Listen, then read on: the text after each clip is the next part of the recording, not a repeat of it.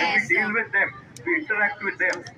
The love that we get, the protection, the safety, the feeling of comfort, the emotional bonding, it is irreplaceable. Why has the Supreme Court taken such a very unthought decision? Why? Have we thought about it? I spoke to one of the lawyers who's a friend of mine who's at the Supreme Court.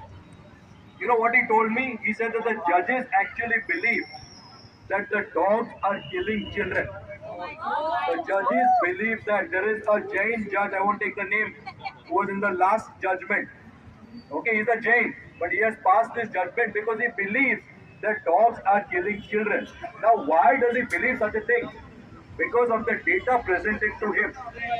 There are so many journalists who just without doing any kind of research, just by somebody's word of mouth, they take it, they print it in the paper because it's sensational. Something about a dog is sensational. Dog has bitten somebody. But as one of my previous speakers said, that dogs, we know dogs, if you don't trouble them, they won't trouble you. You love them, they will love you. So this is unfortunately something which has not been communicated. And what I would like to tell all of you here is that when you come across such articles in the newspaper, we will find a way to counteract it.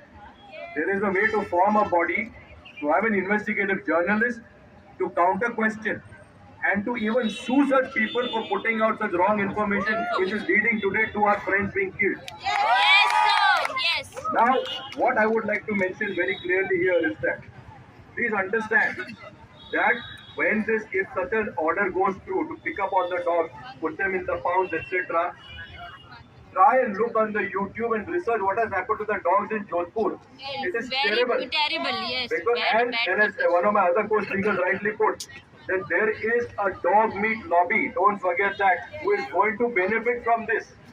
So we have to prevent injustice. And talking about rabies, I come from two public hospitals, Sion Hospital, then KEM Hospital. So my journey there was 20 years.